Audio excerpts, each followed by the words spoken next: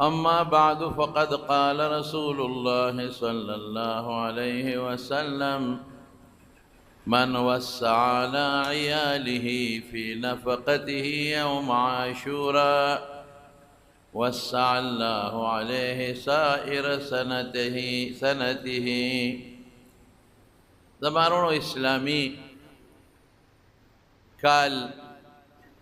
شروع شوه دی او نن د اسلامی کال سلورم تاریخ دی. اسلامی کال د محرم نه شروع کیږي او انګریزی کال د جنوري نه شروع کیږي.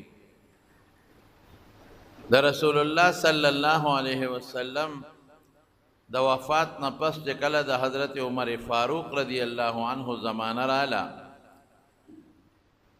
نو هغه د صحابه سره مشوره وکړه چې یو تاریخ د اسلام مقرره نو چې د کوم وخت نه مقرر نو چاوي چې د نبی کریم صلی الله علیه وسلم د پیدایش د مقرر کو او باغ اتفاق ونشو دا خو عیسایانو تاریخ دین هغه سره مشابهت راځي. هغه د عیسی علیه السلام د ولادت نه شروع کړی دا چاوي د نبوت د چکل رسول الله مبارک د نبوت او پیغمبري ملو شوی دا چا وفات یادو مختصرا دا د چې فیصله پدې شو چې د اسلام لوی قوت او طاقت د هجرت نه پس کار شوی دی او الله پاک چې قرآن شریف کې اعلان کړی دی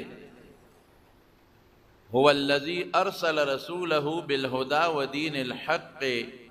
ليظهره على الدين كله وكفى بالله شهيدا چې الله پاک نبی کریم صلی الله علیه وسلم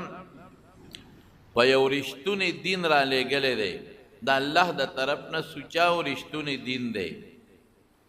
او دی به دا دین په نورو دینونو غالب کوي. الله به غالب کی د حضور پاک په برکت.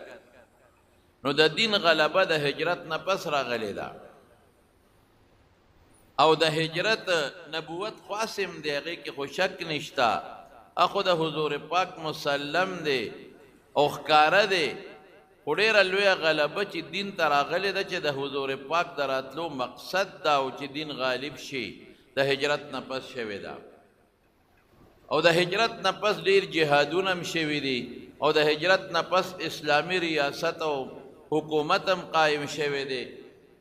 او د هجرت نه پس د مدینې خلکو انصارو ډېرې غټې قربانۍ هم ورکړي دي او د مدینې منورې د زندګۍ لوی اهمیت هم دی.